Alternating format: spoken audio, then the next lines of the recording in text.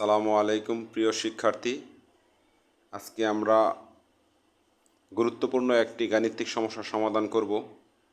তো এই গাণিতিক সমস্যাটি এসএসসি পরীক্ষার্থী এবং নবম দশম শ্রেণীর জন্য অর্ধবার্ষিক বার্ষিক পরীক্ষার জন্য খুবই গুরুত্বপূর্ণ। তো এখন আমরা শুরু করি গাণিতিক সমস্যাটি। তো প্রথমে আমরা অঙ্কের প্রশ্নটা দাগটা লিখব। লেখার পরে এই যে এখানে আমরা দেখতে পাচ্ছি এখানে 3 লেখা, এখানে 3, এখানে 9, এখানে 3। আচ্ছা, এখানে ভাগ চিহ্ন মূলত দাগটা লেখার পরে এখানে 3-এর উপরে মানে 3-র উপরে m+1 পাওয়ার হিসাবে আছে। তো এটা সূচক লগারিদমের একটা অধ্যায়। তো এই অধ্যায়ের নিয়ম হচ্ছে যে এই উপর থেকে পাওয়ার থাকলে মানে গুণ থাকলে যোগ, যোগ থাকলে গুণ, এই 3-র উপরে এই দুইটা সংখ্যা আছে m+1। এখন এখান থেকে আমরা একটু মনোযোগ সহকারে দেখতে থাকি, আলাদা করে দেব। এই যে 3m মানে 3-র উপরে m আছে, এখন এই যোগ চিহ্ন মানে কি গুণ চিহ্ন। এই অধ্যায়ের কাজই হচ্ছে যোগ থাকলে গুণ, গুণ থাকলে যোগ। তো এই যে এখানে মানে 1 পাওয়ার দিলেও হয়, না দিলেও হয়, 1-এর কোনো মূল্য নেই পাওয়ার হিসাবে। তারপরে বোঝার সুবিধার্থে আমি এখানে 1 ব্যবহার করলাম। আচ্ছা, এখন আমরা নিচে যাই। এই এম, এই ব্র্যাকেট, এটা ফার্স্ট ব্র্যাকেট।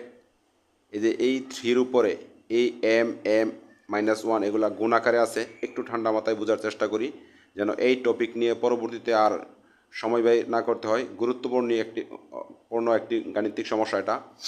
তো এখানে ফার্স্ট ব্র্যাকেট হোক, সেকেন্ড ব্র্যাকেট হোক, থার্ড ব্র্যাকেট হোক, ব্র্যাকেট মানে গুণ চিহ্ন। তো এই এম এর সাথেও গুণ, 1-এর সাথেও গুণ। ঠিক আছে, এখন আমরা গুণ করব।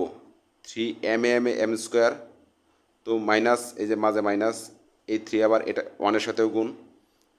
তো এম একে এম, 1-এর কোনো মূল্য নাই, মানে এখানে একটা এম মানে 1ও আছে, এমও আছে। এই এম এটার সাথে গুণ করলাম। তারপরে দেখো এখানে বাঘ চিহ্ন, এখানে হাত দেওয়া যাবে না, সর্বশেষ লাস্টের লাইনে এটা ক্যালকুলেশন করব আমরা।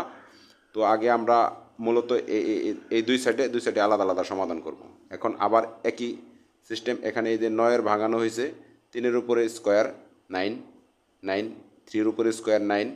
এখন এই যে সাইডে এমই আছে, +1, তারপর নিচে যে 3m, দেখো এখানে a+b * a-b। আগে a-b মানে a² - b² সূত্র পড়ছে, m দা m-এর গুণ করি, চিহ্নটা চিহ্নরে, 1 দা 1-এর। আচ্ছা, যেরকম m স্কোয়ার, আবার চিহ্নতে চিহ্নরে, প্লাসে মাইনাসে মাইনাস, 1 দা 1-এর, 1 দা 1-এর গুণ করলে তো 1 তো 1ই, ক্লিয়ার? আচ্ছা, এখন আমরা একটু সহজ করে নিই। এই যে 3mই লিখলাম।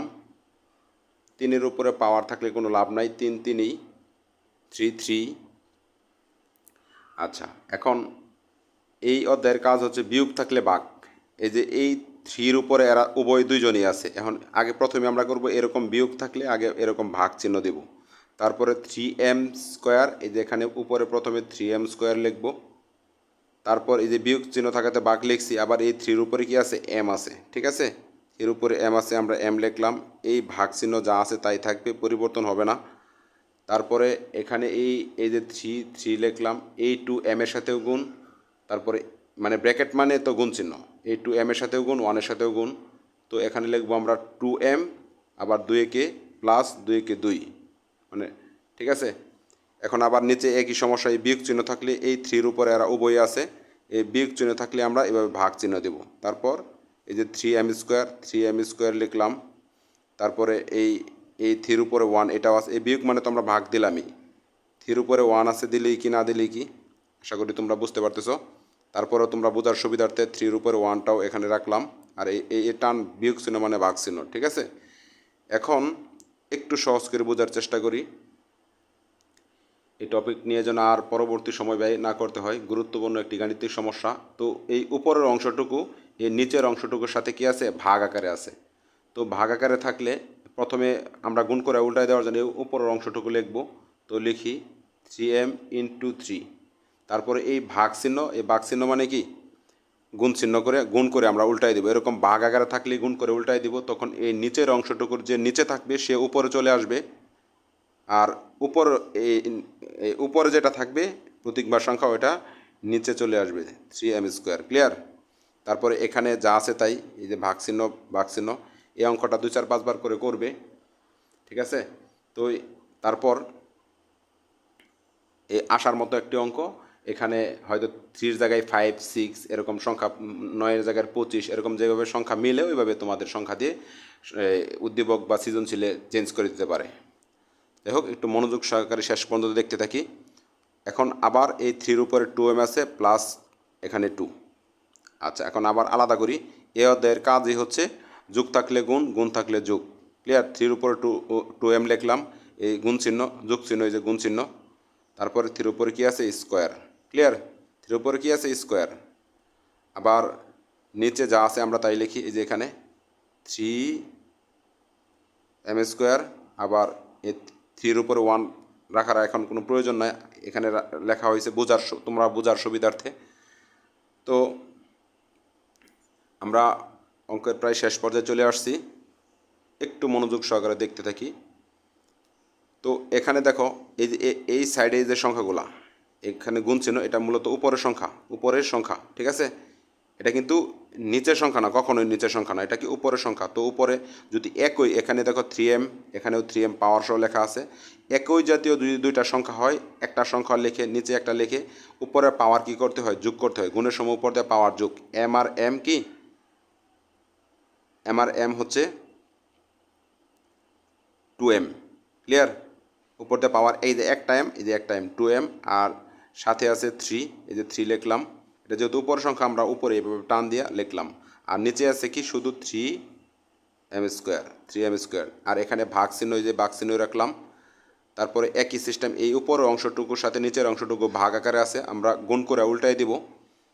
আর এই ভাগ চিহ্ন যা আছে এখন আপাতত তাই। এখন আমরা এই উপর অংশটুকু লিখতেছি 2m ইন্টু 3², ক্লিয়ার। তো এই 3² না লিখে আমরা 9ও লিখতে পারতাম, বোঝার সুবিধার্থে স্টেপ বাই স্টেপ যা আছে তাই ঠিক রাখতেছি। এখন উপরের অংশটুকু, এটার সাথে ভাগ আকার আছে যেহেতু, উপরের অংশটুকু লেখার পরে আমরা ভাগ চিহ্নরে গুণ চিহ্ন দেবো। এই যে এই ভাগ চিহ্ন, এটা কি গুণ চিহ্ন দিয়ে উল্টায় দেবো। উল্টায় দিয়া এই নিচের অংশটুকু উপরে চলে যাবে, উপর অংশটুকু নিচে চলে আসবে। তো এই যে 3 উপরে চলে গেছে, আর এই উপর অংশটুকু 3m² নিচে চলে আসছে, 3m²। আশা করি তোমরা বুঝতে পারতেছ।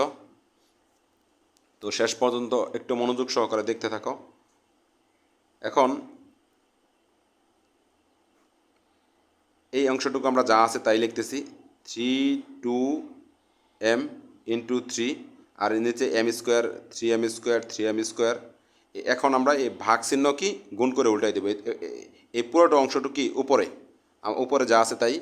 আবার আরেক লাইন বাড়ায় তোমরা লিখতে পারতে, যে উপরে এরকম টান দিয়ে, রেখা টান দিয়ে লিখতে পারতে, না লিখলেও চলবে। তো উপর অংশটুকু এই নিচের অংশটাকে ভাগ আকার আছে, মানে এইটুকুর চিহ্ন কি এখন এই যে ভাগ, ঠিক আছে। এখন এই ভাগ চিহ্নর কাজ, ভাগ চিহ্ন থাকলে গুণ করে উল্টাই দেবো আমরা। উল্টাই দিলে এই উপরের অংশটুকু নিচে চলে আসবে, আর এই নিচের অংশটুকু উপরে চলে যাব। যেহেতু এইটুকু পুরো উপরের অংশ, তাহলে এটা নিচে চলে আসবে। এই যে 3 2m, তারপরে 3² পাওয়ার, এটা এই যে লিখলাম। তারপরে কি, এই যে সাথে আছে কি 3, আর এই 3m² উপরে চলে গেছে। এই অধ্যায়ের নিয়মে হচ্ছে এভাবে ক্যালকুলেশন করতে হয়, আর ভাগ সবসময় গুণ করে উল্টাই দিতে হয়, ঠিক আছে। গুণ করে উল্টাই দিলে উপরটার সাথে নিচেরটা ভাগের সাথে গুণ করে উল্টে নিচেরটা উপরে চলে যাবে, উপরটা নিচে চলে আসবে। আশা করি তোমরা বুঝতে পারতেছো। এখন আমরা কাটাকাটি করি। দেখো, এই যে উপরে 3m², এই যে 3, একই জাতীয় প্রতীক সংখ্যা যদি থাকে উপরে নিচে, আমরা কি করব, কাটাকাটি করে দেবো। এই যে এটা মিলছে, আমরা কাটাকাটি করছি। আবার 3m, এই যে এটাও কাটাকাটি, এটার সাথে এটা মিলছে। আবার এই যে 3 এটার সাথে মিলছে। তো উত্তর কি, উপরে কিছুই নাই।